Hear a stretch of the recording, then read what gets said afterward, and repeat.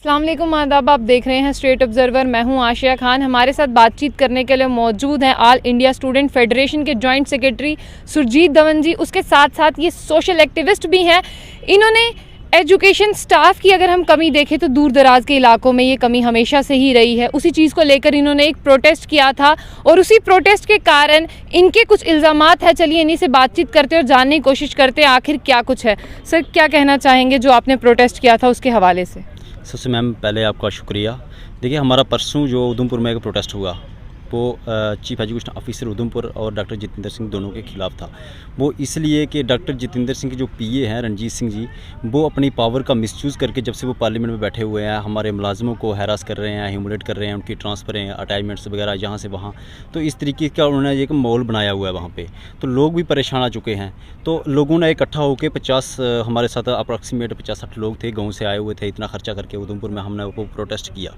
तो उसके बाद जो प्रोटेस्ट किया तो हमने जो अपनी स्पष्ट शब्दों में अपनी मांग रखी चीफ एजुकेशन ऑफिसर उधमपुर के साथ। तो उन्होंने कहा कि हम इसको ज़रूर पूरा करेंगे, लेकिन अभी तक तो फ़िलहाल कोई एक्शन नहीं हुआ। 3-4 दिन हो चुके हैं। तो वो उसके बाद क्या आ रहा है कि परिवार को भी धमकियाँ आ रही हैं। बड़े भाई कौन दे रहा है आपके परिवार को धमकी? वो रंजीत के द्वारा ऑफिसर्स को फ़ोन किया जाता है और कि हम ये कर देंगे, हम वो कर देंगे, ट्रांसफ़र करेंगे। तो इस तरीके से भी धमकियाँ दी जा रही हैं।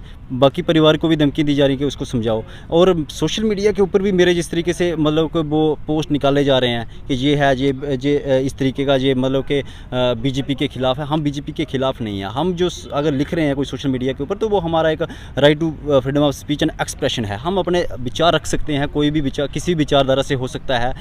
देश के अंदर कितने यहाँ पर मेरा सवाल है, आप जिस तरह से इल्ज़ामात लगा रहे हैं आपके द्वारा कि डॉक्टर जितेंद्र सिंह जो हमारे MOS हैं, जो पार्लियामेंट में हैं, उनके PA द्वारा आपको धमकियां दी जा रही है। हाँ जी। मैं आपसे ये जानना चाहूँगी कि जो उनके PA हैं वो किस बेस पर आपके साथ धमकियां दे रहे हैं आपको?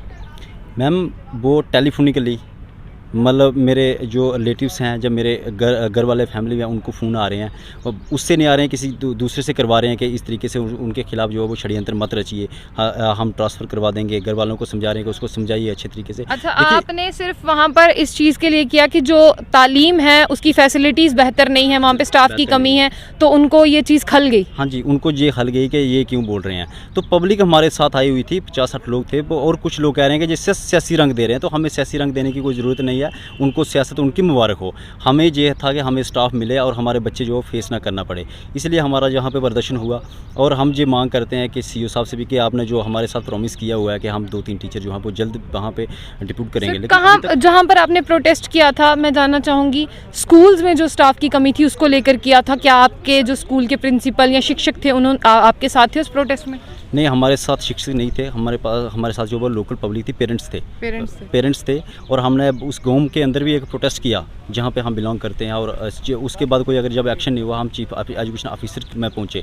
हालांकि चीफ एजुकेशन ऑफिसर ने हमारे प्रोटेस्ट करने के बाद एक और टीचर को वहाँ से उठा लिया उनके कहने पे। इस तरीके के वो पहले से ही इस तरीके से घटना कर रहे हैं, कभी किसी की कंप्लेंट, कभी किसकी, और इस तरीके से एक अपनी पॉलिटिकल पावर का मिसयूज़ कर रहे हैं वो। और एडमिनिस्ट्रेशन को धमकाते हैं। एडमिनिस्ट्रेशन के दबाव में आकर इस तरीके से हालात जो है वो क्रिएट कर रही हैं, जिसकी वजह से हमारे बच्चों को उनको फेस करना पड़ रहा है। सर, इसके लिए आपने डॉक्टर जितेंद्र सिंह से बातचीत करने की कोशिश की, जिस तरह से आप उनके PA पर लगातार इल्ज़ामात लगा रहे हैं? नहीं, हमने उनसे हमारी कहाँ बात होगी। वो इतने बड़े लेवल के इंसान है, वो अपने उसमें बिज़ी होंगे। हमने उनसे बात करने की कोशिश नहीं की। हमने मीडिया से ये अप्रोच किया है कि ताकि उन तक ये बात पहुँचे। तो हो सकता है उन तक पहुँची हो कि नहीं पहुँची, उनके नॉलेज में बात है कि नहीं है, लेकिन आज फिर हम उनके नॉलेज ये बात लाना चाहते हैं कि इस तरीके से वो हरास कर रहे हैं। और हालांकि PA आपको हरास कर रहे हैं? हमारी फैमिली को इस तरीके से उनके PA के द्वारा किसी और लोगों को स्पॉन्सर करके वो इस तरीके से वो बोल रहे हैं कि इनको समझाइए, ये कर रहे हैं, वो कर रहे हैं। ब्रदर्स को फ़ोन आ रहे हैं, घर वालों को फ़ोन आ रहे हैं कि हम ऐसे करेंगे, इनकी ट्रांसफ़र करवाएंगे, उसको हम ये करेंगे। लेकिन इस तरीके से कर रहे हैं। और उसके बाद वो उनकी जो मिसेस हैं वहाँ की, वो सरपंच हैं। और उन्होंने सरपंच होने के बावजूद एक सरपंच का जो FC14 जो फंड्स आते हैं पंचायत के अंदर, वो लोगों की डेवलपमेंट के लिए आते हैं, गाँव की डेवलपमेंट के लिए आते हैं। लेकिन उन्होंने उस पूरे फंड्स को FC14 का पैसा अपनी ज़मीन में लगा रहे हैं कि शॉपिंग कॉम्प्लेक्स के लिए, किसी पब्लिक की कंसेंटमेंट के बगैर वो वहाँ पे शॉपिंग कॉम्प्लेक्स बना रहे हैं। उसके ऊपर अगर कोई टिप्पणी करेगा तो वो इस तरीके के एलिगेशन लगाने शुरू हो जाएंगे, हम ये कर देंगे, वो कर देंगे। और जो पंचायती राज एक्ट के अंदर वुमेन एम्पावरमेंट का जो प्रोविज़न है ये उसकी भी वायलेशन हो रही है। जहाँ पे सरकार जो है वो वुमेन को एम्पावरमेंट की बात कर रहे हैं, लेकिन वहाँ पे तो पंचायत के अंदर जो चेयर है वो मीटिंगें जो है वो उनके मिस हस्बैंड कर रहे हैं। इस तरीके से एक जोर ज़बरदस्ती लोगों को दबाया जा रहा है, लोगों के विचारों को दबाया जा रहा है। चलिए, लोगों के विचारों को दबाया जा रहा है, क्या लोग इन सब चीज़ों के लिए प्रोटेस्ट नहीं करते हैं, किसी के पास जाते नहीं हैं? किस तरह की धांधली हो रही है शरेआम?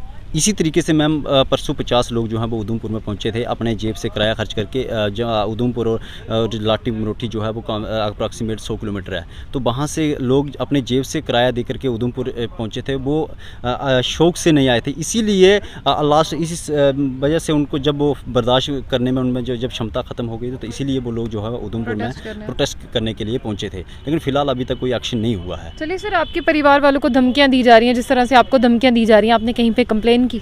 नहीं, अभी तक तो मैंने नहीं किया है। इसी तरीके से कि हम ये ट्रांसफ़र करवा देंगे, इस तरीके से उनके एलिगेशंस भी और कुछ एलिगेशंस भी लगा रहे हैं कि ये अलग पॉलिटिकल पार्टी, हमारी कोई पॉलिटिकल पार्टी नहीं है, हमारा संगठन है AISF जो पूरे देश के अंदर जो है वो चल रहा है। वो एक वो रिकॉग्नाइज संगठन है, वो रजिस्टर्ड संगठन है, कोई ऐसा वैसा नहीं है। तो इस तरीके से धमकी वो एलिगेशन लगाए जा रहे हैं। मैं समझता हूँ कि ये एक इससे पहले कभी आपका उनके साथ कुछ क्लैश हुआ या ये प्रोटेस्ट के बाद ही शुरू हुआ? नहीं, ये प्रोटेस्ट के बाद ही शुरू हुआ। इससे पहले सब नॉर्मल था? सब नॉर्मल था, अच्छे थे, लेकिन जब हमने इस तरीके की आवाज़ उठाई है लोगों के वेलफेयर के लिए, लोगों की बच्चों की एजुकेशन के रिलेटेड जब हमने सवाल उठाए तो हमारे ऊपर ये इस तरीके के एलिगेशन और इस तरीके से इल्ज़ाम लगाए जा रहे हैं। चलिए सर, आखिर में क्या चाहते हैं? हम ये चाहते हैं कि जो हमारी डिमांड है उधमपुर में स्टाफ को लेकर, अब डिमांड थी, सबसे पहले उस डिमांड को पूरा किया जाए। उसके बाद हम डॉक्टर जितेंद्र सिंह से ये कहना चाहते हैं कि सेंटर की गवर्नमेंट बहुत अच्छा काम कर रही है, ऐसी इसमें कोई दुराई नहीं है, लेकिन जो स्टेट के अंदर इस तरीके के जो ऐसे लोग जो हैं वो हालात क्रिएट कर रहे हैं, इनके ऊपर भी थोड़ा बहुत आप संज्ञान लें, इसका कॉग्निजेंस लें कि क्या इशू है ये। और मैं लास्ट में इतना ही कहना चाहूँगा कि इस तरीके के आगे घटना ना हो।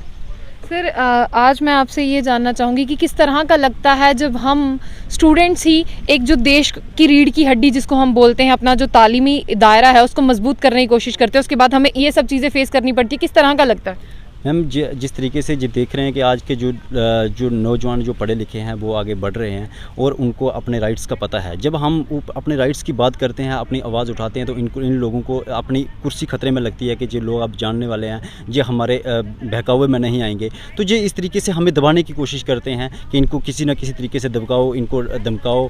तो इस तरीके से हम डरने वाले नहीं हैं, क्योंकि हम लोग पढ़े लिखे हैं, मैं खुद LLB कर रहा हूँ, तो हम इनसे डरने वाले नहीं हैं। हम अपना जो है संघर्ष हुआ आगे भी हम कंटिन्यू रखेंगे, ऐसी कोई बात नहीं है।